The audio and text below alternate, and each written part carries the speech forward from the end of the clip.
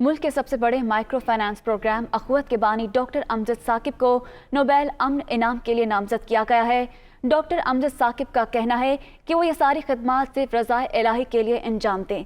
Doctor Amjad Saqib ने दुनिया news के नुमाइंदे मोहम्मद हसन रज़ा से गुफ्तगू की है। उन्होंने मज़ीद क्या कहा, आप भी मुलाहिज़ा कीजिए। डॉक्टर अमजद साकिब साहब को नोबेल इनाम के लिए नामज़द किया गया है। डॉक्टर अमजद साकिब साहब हमारे साथ मौजूद हैं। बहुत बहुत मुबारक हो सर दुनिया टीवी की तरफ से आपको। आप ये फरमाइएगा कि गुर्बत और इंसानियत की खिदमत में जो आपने खिदमात सर अंजाम दी वो तो काबिल तारीफ़ हैं, बल्कि दुनिया जानती है, हम भी कई दफ़ा इसको जो है वो रिपोर्ट कर चुके। ये फरमाइएगा कैसा महसूस कर रहे हैं? जी देखें, आपको भी पता है, आपसे और दुनिया से और फिर पूरे पाकिस्तान से हमने बहुत दफ़ा कहा कि ये कोई जो काम नेकी का होता है ना, ये किसी सिले की तमन्ना में नहीं होता, ये हमारी ज़िम्मेदारी है।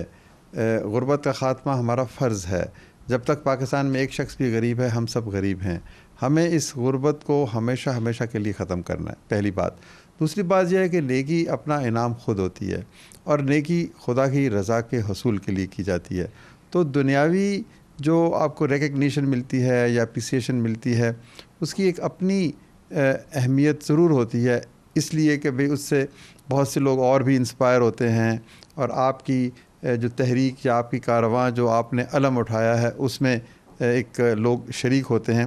लेकिन बुनियादी तौर पर ये काम जो है सिर्फ़ अल्लाह की रज़ा के लिए, हम उसी से इसका सिला तलब करते हैं। डॉक्टर साहब ये फरमाइएगा कि अखुवत का सफ़र कैसे शुरू किया, आपके ज़हन में क्या बात आई? आप तो एक कमाल के आला दर्जे के ब्यूरोक्रेट पाए जाते थे, वो सारा कुछ छोड़ के, कितनी ज़बरदस्त सर्विस छोड़ के आप अखुवत का कैसे, क्या ज़हन में आया आपने कि आपने इंसान की खिदमत के लिए कोई काम करना है? इंसान को सोचना ये चाहिए कि वो कौन सा रास्ता है जिस पर वो ख़ुद चल सकता है, उसकी सलाहियतें किस तरह के काम के लिए मुनासिब हैं।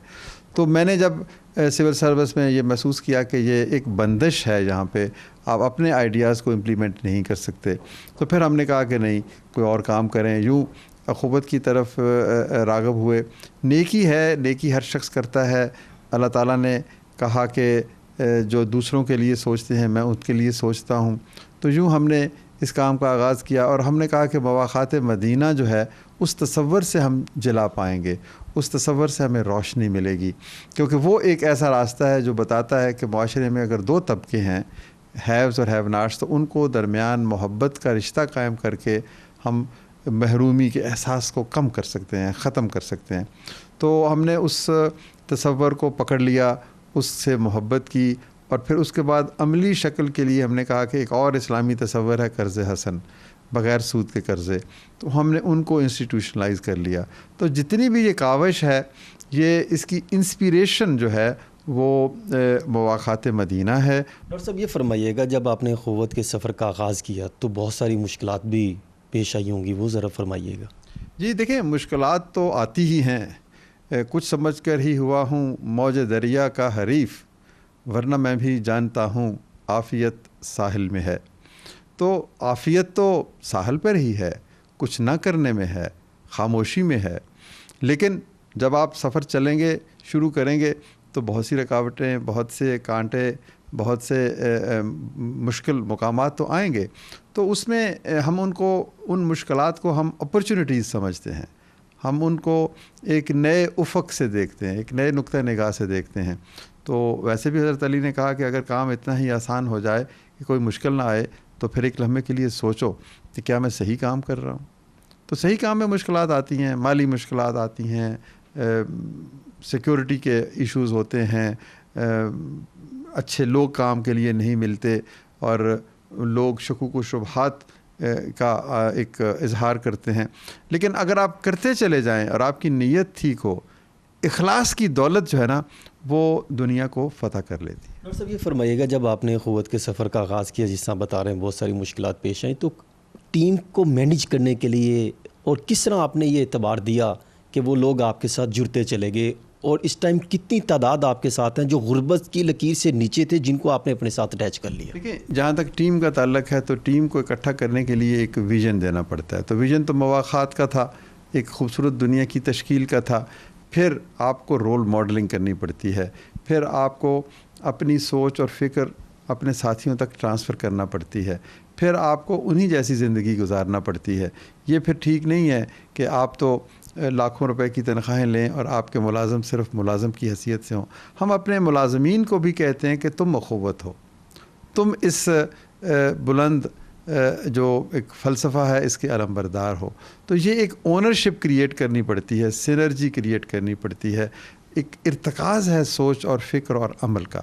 تو یوں پھر یہ ٹیم بنتی ہے، اس کے بعد وہ ٹیم آگے سے پھر خود سے وہ اخوت بن جاتے ہیں، اور اس وقت 4000 کے لگ بھگ ہمارے بہادر ساتھی پاکستان کے 400 شہروں میں 800 دفاتر میں یہ پیغام محبت کا پھیلا رہے ہیں۔ اور پھر جب آپ کو علم ہوگا کہ تقریباً 50 لاکھ قرضے، 40 لاکھ خاندان، ہم یہی سوچ یہی فکر ان لوگوں تک بھی ٹرانسفر کرتے ہیں۔ یعنی ہم کہتے ہیں کہ یہ صرف 4000 لوگوں کے لیے کافی نہیں ہے کہ وہ اس معاشرے کو تبدیل کریں، ان تمام افراد کو جن کے ساتھ ہم نے مواخات کا رشتہ بنایا اور جن کو یہ قرض دیا، وہ جب اس سفر میں شریک ہوں گے تو پھر معاشرہ تبدیل ہوگا۔ دیکھیں، میں بڑی انکساری سے یہ بات کہتا ہوں کہ ہم نے دیانت کو اس معاشرے کی عادت بنایا ہے۔ 50 لاکھ لوگوں نے 162 ارب روپے لیے اور 99.9% کی شرح سے رقم واپس کی۔ تو یہ کیسا پاکستان ہے؟ ہم ہر وقت یہ پاکستان تو پیش کرتے ہیں دنیا کو کہ یہ جھوٹ ہے، یہ ہیرا پھیری ہے، یہ دھوکہ دہی ہے، لیکن یہ بھی تو ایک پاکستان ہے۔ تو جب آپ اچھی مثال پیش کریں گے تو لوگ اچھی مثال کو فالو کریں گے، ان کی مدد کریں جنہوں نے قرض نہیں لے رکھا پھر بھی۔ تو ہم نے کھانے بھی کھلائے، ہسپتالوں میں ادویات بھی دیں اور راشن بھی بھیجے، پھر لوگوں کو قرضے دے کر کچھ لوگوں نے کہا کہ جی ہم راشن نہیں لینا چاہتے، ہماری عزت نفس کے منافی ہے، آپ ہمیں چند مہینوں کے لیے قرض دے دیں، جب معاشی حالات بہتر ہوں گے، اکانومی دوبارہ سے کام کرنا شروع کر دے گی تو قرض واپس کر دیں گے۔ اپنے حصے کی ایک شمع روشن کرنی ہے۔ زکوٰۃ دینا کوئی احسان نہیں ہے، زکوٰۃ دینا تو مسلمان ہونے کی چند اولین شرائط میں ہے۔ تو بات وہیں پہ رکتی نہیں ہے، 2.5% سے تو بات شروع ہوتی ہے۔